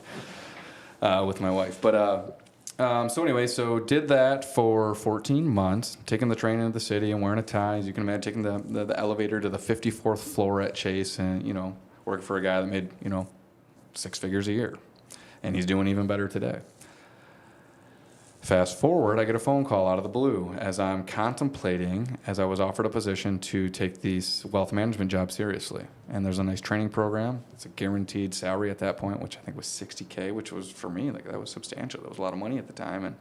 And I look at the guys sitting next to me that were well on their way to make, high 6 figures, and the guy that I was working for was well above. He flat out said, hey, you could kill it in this world. But right at that time, I get a phone call out of the blue. I got a phone call from a guy that was part of the original operation, which I should have known better, but he said, hey, I want you to come check out. I have an operation in the city, Buckingham Athletic Club, and he had an indoor studio with a simulator. And I went down there and met him. I was blown away at the setup. He said, I told you from that internship, he's like, if I ever start up my own thing, I'm going to come and try to find you. Well, I was still obsessed with golf. I was tired of running, at that point, doing my own thing. I was lonely. It was a lot, and I didn't necessarily have the know-how and plan of attack on how to grow it to something bigger by myself. I saw an opportunity with him, accepted a position. Long story short, I ended up creating a scenario where I owned 49% of the company. I ended up writing a check at some point within that relationship, not right away, but as the relationship went on for 20 G's, which was my savings at the time, for 40 cents. By the way, don't ever accept 49% ownership of anything or company that you want to have decision making over. It's basically 0%. It's 0%. Everybody know that. It sounds cool, like when you're talking to your client, so you own this company too? Yeah, I own almost half of it. But the reality is you own nothing. And at that point, another ignorant mistake, and that's where I didn't understand the benefit of lawyers and due diligence. And I just am a transparent individual. I trust everybody, but that's not a smart way to go about business, at least when you're not client facing. So, I ended up accepting a position. I ended up teaching on the back of Chicago Highlands Range for owner, 2 summers. Yeah, I was an owner. 2 summers. Teaching on the back of Chicago Highlands Range, and which was another relationship we established that in its own right. It has some crazy unique parts of the story. But at that point we were doing setting up this blow up simulator, cameras inside the lobbies of buildings, certain restaurants, certain events. Tommy and I didn't stop doing that once we had partnered, which we're about to get to. But we were trying to grow a business together, and at that point it was all pretty decent stuff. Well, that changed. I get a phone call out of the blue from the one individual that I got to coach. This is the crazy. You got to just listen to this. Wrap your head around this. I got a phone call out of the blue, out of the one individual I was allowed to coach on that internship. Out of the blue. 1.5 years later. Hey, Joe, how you doing, man? I want you to come check out a space that I have in the city. It's a warehouse space, but I want to put a simulator in there. Wondering if you'd be interested in potentially putting one in there and maybe running a business. Well, this is at the point where I had just partnered with this other individual. And I'm like, hey, and he knew of him because he knew him from the startup. I'm like, hey, well, if I'm going to do this, I got to bring this guy into the fold. He's like, well, I'm not really a fan of that guy, but I kind of just want you. And anyway, so I go and look at the space. I go back home and I put together an entire layout of not just one simulator, but two. Not just two simulators, but a putting green. Not a putting green, but also a gym space. Because we always had this vision, Tommy included, like he wasn't part of the picture quite yet, but like if TBI is given all this education of connecting the dots with golf professionals, fitness professionals, medical professionals, and so on, like wouldn't it be awesome if we just all worked under one roof? Because the way that they educated and the individuals and gave their messaging was like, hey, establish relationships with these individuals so you have them as a resource. But it wasn't necessarily, hey, bring them onto the team to where that's just part of your program, which is kind of weird. I get now why, because it's been challenging to do so. We've cracked the code per se, but anyway, this was the one where you say luck happens throughout the luck happens throughout the entrepreneurial journey. I would say this was fairly lucky, but like you say, you create your own opportunities. We put the layout in front of them and the individual, and I got to give him a shout out. We don't stand necessarily as a relationship where I would prefer it to be today, for reasons we won't discuss at this point. But I got to give him a shout out. Pat Hennigan Wrecking, Rita. Yeah, Rita. We can't thank you guys enough. They decided to say, yeah, we'll do this. So they paid for the build out. They offered a sweetheart deal in rent, where we wouldn't exist in the way that we do today without that break. I really don't think so. And because although it was still risky and the rent at the time was intimidating, looking at what we pay now, I don't think we fully appreciated it until we understood what real rent looks like. I'll take ownership of not appreciating and being as grateful as I could have been or should have been at that time. But two great people, two super successful, and that was the start. They built it out. We had our indoor fitting center. This is now where here I am with this new partner. Well, we needed a fitness side. Well, guess what? Tommy Asuma. We had crossed paths officially. Finally, him and I had met each other at one of these TPI seminars. There's all kinds of continued education. And we met, and I just will throw a detail out there. Within 24 hours, I did end up in jail. I don't know if that's a good omen or not, but, on a stupid story, we ended up going to Universal Studios Hollywood Horror Nights. I was with my buddies, but I ended up getting accused. Wait, is that not right? Yeah, it's fine. I gotta share this part. Well, you alluded to it. So. Fine. But I ended up getting accused for stepping on the back of people's shoes that were the characters, which, by the way, was not true, was not me. And then I got arrested for resisting because I naturally was resisting when I was being arrested for no reason. But yes, I spent 12 hours in a jail cell. I had a mug shot for 365 days, which I didn't know it was only going to be 365 days. I was so embarrassed by that because if you Google Joe Sheren, that was the first thing that popped up for an entire year. But so we needed fitness services. Well, we knew Tommy. He had a company called Smart Golf Fitness at the time. And asked him and said, hey, would you be willing to, essentially run the fitness operation of our business model? And, for Tommy, it was a no-brainer, fantastic opportunity to basically be, thrown a new pool of clients in the city. And that's how Tommy and I met. So expedite the story again, because I want to let you talk because I'm getting long-winded, but go ahead. That never happens. Oh, yeah.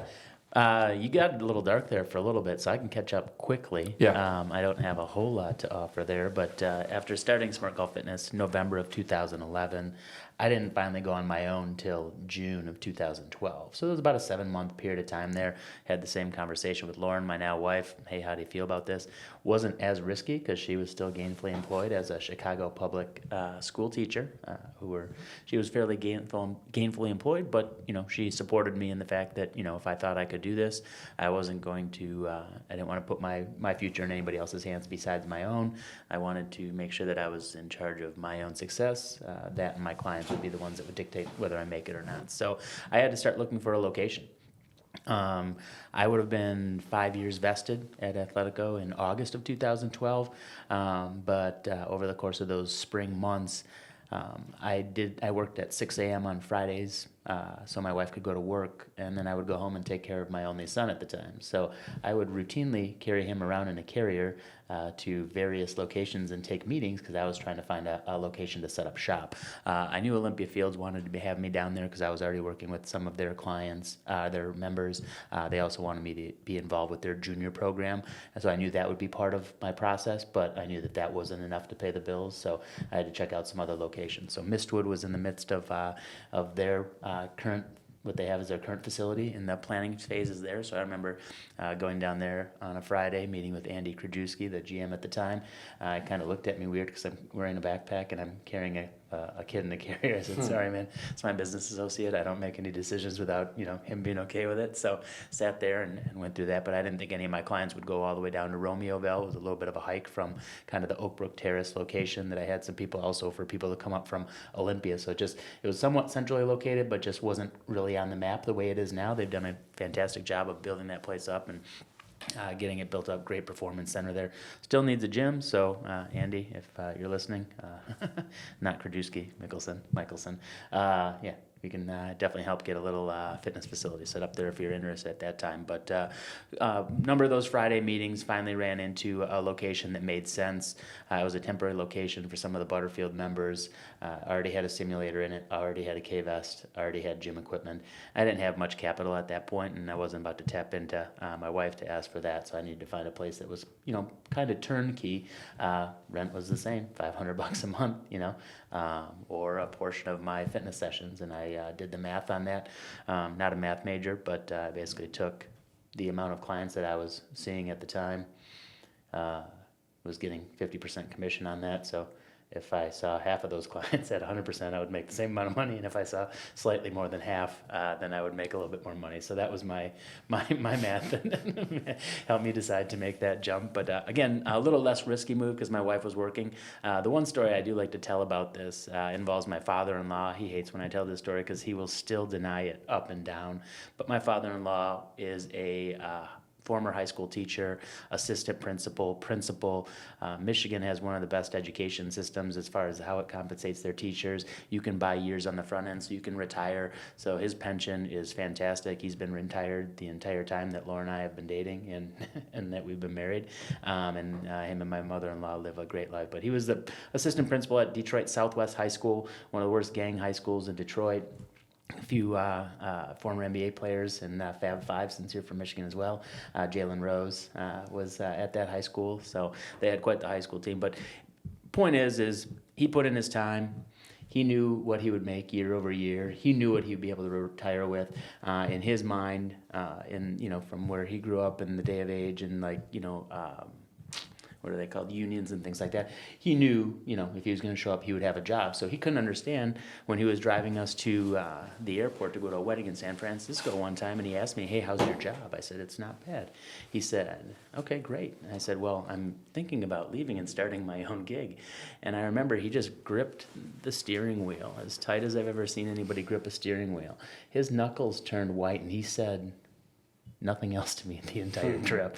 And until this day, he still swears that, that wasn't the case. But Lauren vouches for me. She's like, absolutely it was, Dad. But he just couldn't understand how I would leave a well-paying job, a job that, was there for me, and go do something like this, especially when I just married his daughter and we had a son and I think another one on the way at that point. But again, like I said before, I wasn't willing after that meeting to put my, livelihood, my future in the hands of somebody that might wake up on the wrong side of the bed, or a company that says, hey, we no longer have a need for this because it's not a major revenue producing part of that. So that's how I went out and did my own. But ultimately found this place we refer to very eloquently as the Tin Can.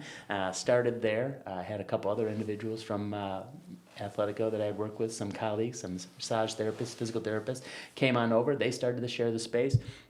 It was not a great space. I worked with a decent amount of older clients, seasoned vets, if you will. In the summer, they could not come and work out. They had to cancel because there was no air conditioning in the back. We had a receiving door for the receiving docks that we would open up and run a couple fans, but that just wasn't good enough. So sometimes we work out at the park across the street. I know some of you listened to some of our other podcasts where we talked about working with the long drivers. We utilized that hill and tossing the ball, but we utilized the space around us as well as inside that space. During the winter, everybody had hooded sweatshirts on and pants because there was no heat in the back either. There was a small little gas heater in the corner, so it was pretty chilly. So you had to work pretty hard on your warm-up just to crack a sweat to actually get warmed up. But after about a year and a half there, getting our feet underneath us, each of us had a good client base. We did a lot of cross-marketing. Very similarly to the way that TPI described, but we actually were underneath one roof. We said, "Hey, let's move on. We got to do something for our clients," and that's what we moved to Oak Brook Terrace. And then ultimately, that's where we were putting up the Oak Brook Terrace location. Joe and I had been introduced a little bit prior. We had started to do some contract work for his entity that he owned 49% of that previous year, and then ultimately, as we were putting up that Oak Brook Terrace location, Joe decided to move on to bigger and better things at that point. So Yeah, so naturally I'm, amazing at putting myself in positions that are not ideal. And, through that relationship, me starting to gain clarity on what 49% really meant, I realized I had a lot of ideas. I had a lot of thoughts on where we could improve, where the company should go. But unfortunately, my business partner at the time and I didn't see eye to eye, professionally nor personally. And in addition to that, we did start another venture in the business, specifically targeted at long drivers, which was fine, which was cool. It was honestly, we started to gain a little traction and be successful in doing so. But there ended up being a little bit of confusion on where revenue should go.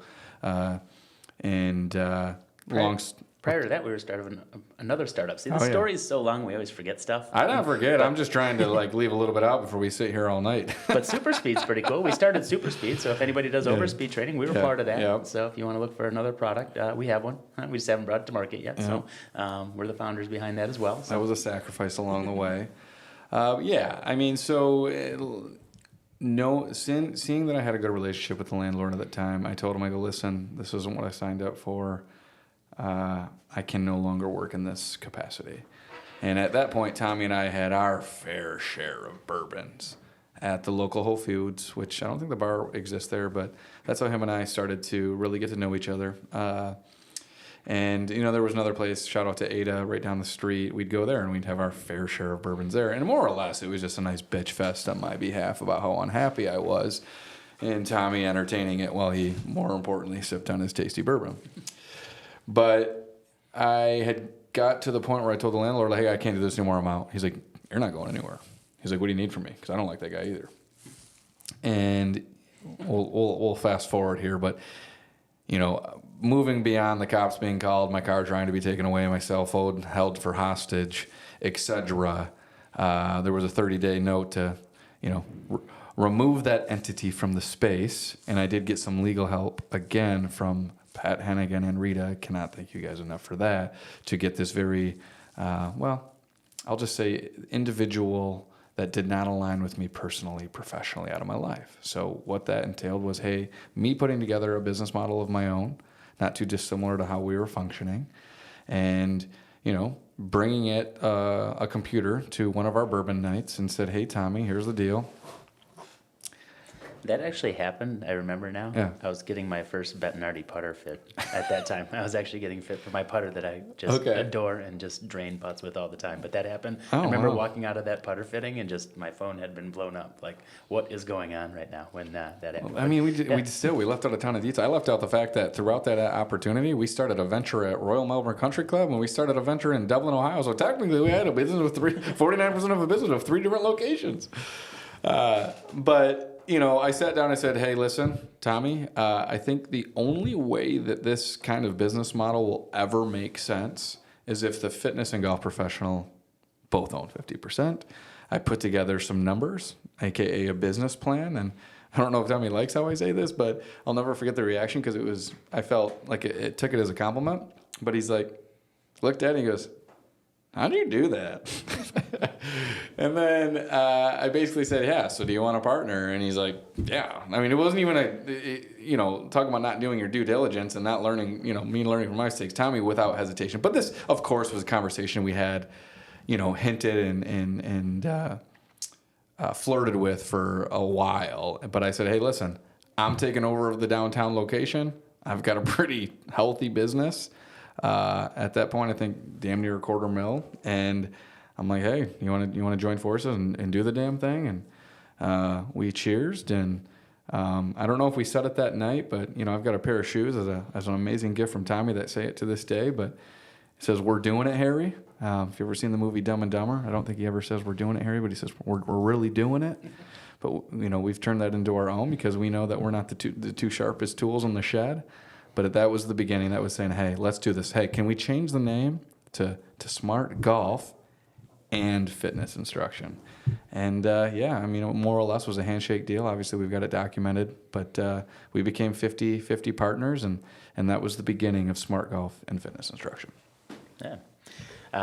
Since then, we moved from that original Lincoln Park location, from our godsend there, over to our existing spot where we've got 11,000 square feet. Many of you have been in, checked it out, 7 hitting bays. We have our Lombard location, which we opened June of 2021. So super proud of that. We had a lot of a fitness following out in Oak Brook Terrace area for the longest time, and finally able to bring what we offer, the expertise we offer from a golf side, to the west suburbs, and that's been ramping up nicely. And then you're well trained in having 3 facilities, so this should be a no-brainer and a breeze when we finally get Northbrook up and running latter part of this summer, early part of this fall. So super exciting, but definitely not the straightest road. Definitely a long, winding road, and like you said, a lot of details. We could sat here for hours on end and done. Which we should probably talk about this. We left out, like, out of all of those highs and lows, that still wasn't even the most challenging or hardest year that we had. Once we started, Tommy and I, we came and put in our 60 hours a week, got that place up and running. We gotta give a couple shout outs to one of our first employees, Blake Denny.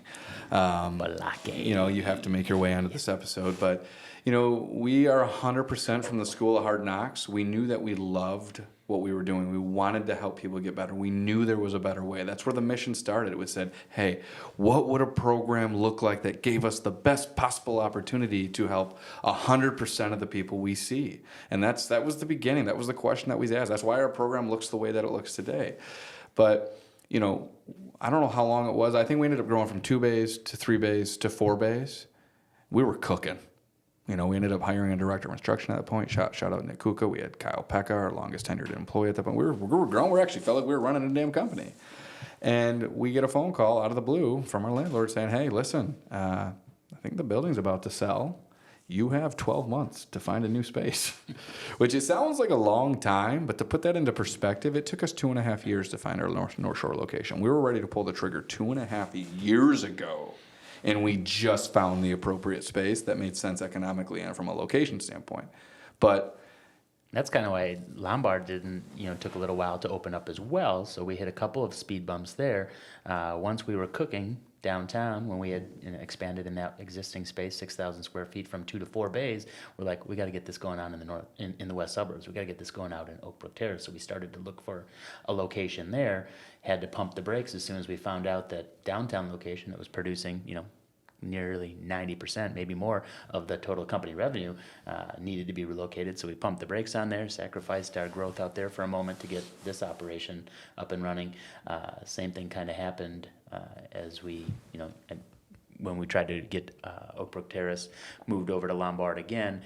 This thing called the pandemic popped up, but that's actually slightly ahead of it. I think where were you going to go in terms of what it took to get this year opened up, or this location opened up?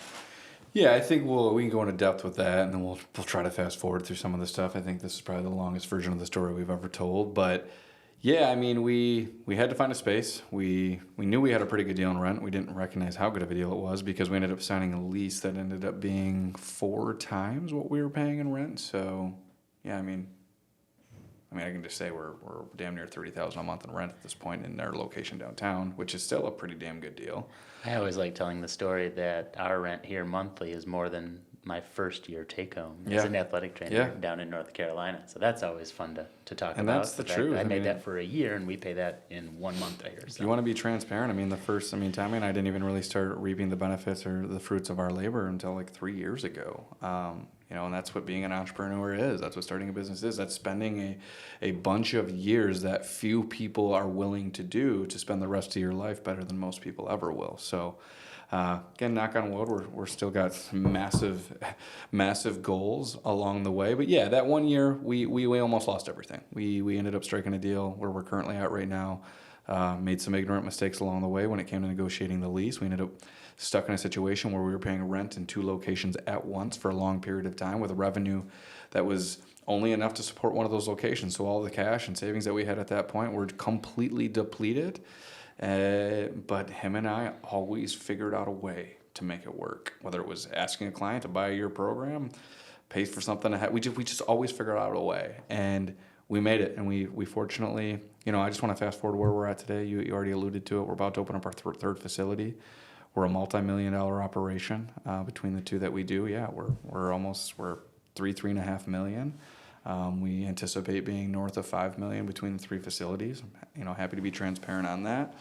And we've got up to 20 people now, all gainfully employed, being at least top 5% of the industry as far as a competitive pay, and have all been consistent in feedback to Tommy and I about the culture that we've been able to create, the workplace, the work-life balance, and the education that we're able to offer to make them that much better at what they do.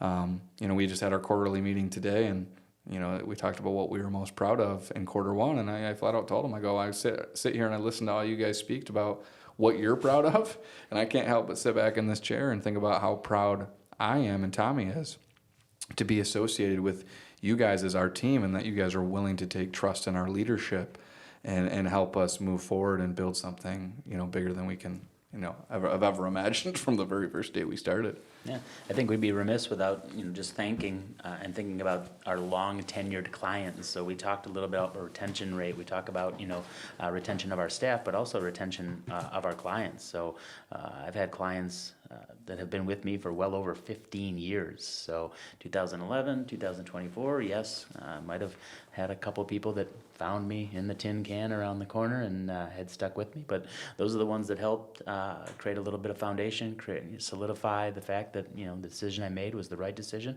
and the fact that they're still here, supportive, sending referrals, still part of the program, still trusting the process, just further solidifies that, hey, we might have something here, and something that can truly help people get better at golf and get better physically and live a better lifestyle and feel good through all those things. So. Well said. Yeah, I think we've that's it. That's the story. That's where we started. That's where we've been able to get to today. And like I said in the beginning, it's I feel like every entrepreneur that I've spoken to, anyone that's ultimately achieved success, there are no smooth paths along the way. And obviously this is a golf podcast. This is our story. But if you're someone on the other end listening to this and you're thinking about going on your own, or you're thinking about becoming an entrepreneur, or you're thinking about or you're scared of taking the risk, I always say you got to question, what's riskier? Is it staying in the 9 to 5 the rest of your life doing something that you don't love, or going out and failing? And because the reality is, you go out and fail, or you spend the rest of your life in regret, wondering what if. You're going to be able to go find the position that you're currently in. It's always still going to be there. But yeah, that's all I have to share at this point with the story. It sounds like you have something that you want to add. Yeah, we talked a little bit about along the way, and I don't want to open up a huge can of worms here because mine's a very small can, so I don't know how big yours is. But at least I talked a little bit about like how I was as a golfer. I lost that as we got into the story. When I started to work at the Golf Performance Center, I started to learn a little bit about the game, started to understand the mechanics behind the game, went for my first club fitting, took a little bit of instruction from the guys that I was spending some time with there. So started to learn about the game. So I just want to touch on a couple of my highlights over the years. Yeah. So, like I said, my can's not huge. We've gotten to play some very, very nice country clubs. Totally appreciative of that. Haven't been to Panther National. or the Bears Club, but maybe someday. But I have gotten to play some pretty nice country clubs across the nation and across the pond. But just as far as, my highlights, just so you can, more so just know that I've gone through the struggle that many of our clients have gone through, that many of the people that might be listening to this, contemplating getting involved with our programs, been through the struggle. Didn't keep track of a handicap, couldn't break 100. Didn't care, didn't take instruction, relied on my athleticism, still wasn't working. Finally learned a little bit about it, got a little bit better, maybe got down to an 18 handicap, start to play some golf with, clients around the area. Don't want to look like an idiot since you own a golf company. Want to be able to at least enjoy yourself out there and not, look too dumb. So, learned a lot, broke into the single digits, right prior to having my first kid. If you want to stay in single digits or, be a good golfer still, don't have any kids. So good luck, Scotty. I know you're on a heater right now, but things are about to change, my man, when you get your first kid. But career lows 73. Did that one time. That was actually in a 27-hole outing that we put on. It was a member guest. It was a 27-hole event, so didn't mean to win my own event, but I was just relaxed, chill, had a great time with my buddy Dan. I hope you're good on the West Coast, Dan. Love to play some golf when you get back. Shot 76 in the Chili's Class Championship that I won a couple of years ago, so that's the biggest championship I've won, so that was a highlight. My buddy Chipper and I took second place at the Mistwood member guest a couple years ago, so that came full circle from my meetings with the guys down at Mistwood. Great facility down there, great course, like I said, and top-notch event, so took second place there. Joe and I won the Pro President in the first time that we got to play in it. That was up at Evanston Golf Club, so they do a Pro President. Now I think it's in a Pro Official, but he's the golf professional, I was the president, and we went out there and brought home a nice pickle tray, some hardware from that. And then this year, coming off of last year's hip replacement and a spectacular trip to Scotland where I shot my first 2 rounds in the 70s last season with rental clubs, I started off this season as a 7.1 handicap, so lowest ever in my career. But those are my highlights, and that's just a few of the things that falling accidentally into the golf industry and being part of Smart Golf and Fitness has provided for me, and I look forward to what the future has from us from a growth standpoint, but also the other things that golf is going to give you, because it gives you a lot more than just some anxiety and a good time on the golf course. So. Awesome. Yeah, I'll just share a couple. I do think they're worth highlighting. I'm extremely proud and honored that throughout this journey, I've been recognized in 3 different capacities. And Tommy, you know more than anyone, I said, if I ever get recognition for the golf coach that I am, it's not because I went out of my way to network or, dust off the knee pads, if you will. I wanted to do it. I wanted to build something so solid that you couldn't help but have to notice it. And I wanted the results of my students to speak for themselves. And so throughout this journey, 2019, I did state it earlier, I did win IPGA 2019 Player Development Award, which was amazing. Invited Tommy and his family to the award ceremony. But last year, I actually won, which was a goal of mine. And they, people talk a lot about manifestation. I definitely am a believer in it. I really wanted to win Teacher of the Year, and I did. I won it in 2022, and in that same year, I got recognized as, top young teaching professionals in Golf Digest, which I received news of both of those recognitions within a week of each other. I remember sending you the email, but it's not why you do it at all. It's not the motivation at all, but it's validating, and anyone who says it doesn't feel good is lying to you, because it does. But yeah, as far as a player goes, I don't know if my highlights are as relevant because I'm supposed to be a professional, but yeah, along the way, utilizing our practice, I had a personal low of 65. You were there that day at Lost Dunes, and proud myself on being able to still play in the 60s year in and year out. A handful of times throughout the season, and yeah, I don't know. Does it really matter what my handicap is? I'm more proud of the progress that I've had with a lot of my players. A lot of club championships have been had along the way. A lot of personal best. We've had guys sit on our couch and cry to us and how we've had such a positive impact on our life. So tons to be proud of. We could talk all night about that, but I think we should wrap it up. Yeah, I just want to say thank you to family, my wife, my 3 kids, Tommy, Ty, Theo, all my long-standing clients that have helped get us where we're at today and will continue to support us as we continue to grow. And just very thankful for you and to be here to be able to share our story. And thank you for those that prompted us to do so. Hopefully you stuck around, and we'll break this up into as many episodes as possible, just so you get the full story. And if you fell asleep during the first part, you can catch the second and third. So. Yep, just gonna echo that as well. Tommy's not alone with 3 kids and being married. So shout out to Katie, Oakley, Tate, and Palmer.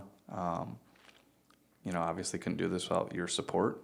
And you're a big part of the journey. That's why we do it. You guys are the motivation. And then, could not thank Tommy Asuma enough. Best business partner I could ask for. And Not a sociopath. and not a sociopath. So far. And we got to give a shout out to one client, one of our longest tenured clients. He's sitting in the room with us. He helps us move the cameras back and forth, and almost apologetic for the fact that he just sat here for an hour 50 listening to this. But David Rosenberg, the OG D Rose, The OBR. can't thank you all enough for your support throughout the years. He's he's no exception to the long time. I mean, how many years you been with us now, D? 8. 8 years. He's been on most of our Smart Cups. We're Yep. going on to, our 8th Smart Cup? So that sounds about Sounds right, because you about came right. to the first one. Yeah. I think you've only missed one, right? But that's just not uncommon. That's one thing Tommy and I didn't realize getting into this is that how long our retention. We didn't realize that once a client came in that they were going to be with us for as long as they have been. But thank you so much for listening up to this point. I'm so excited and happy that this story is now recorded. Because now, one part that Tommy and I like to take initiative to do is when we do hire new individuals, we do like to share them a version of the story just so they have a better appreciation of where we're starting and where we're going. But now we can just send them, to this link and say, hit play. All right. Cheers, buddy. Kippis. Kippis.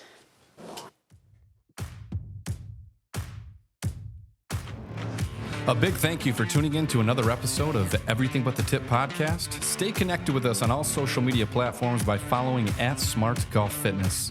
For additional episodes, updates, and exclusive content, check out our website at smartgolffitness.com. Don't forget to show some love, like, share, and subscribe to ensure you never miss out on the latest insights and engaging discussions. Your support means the world to us. Until next time, keep swinging and stay fit.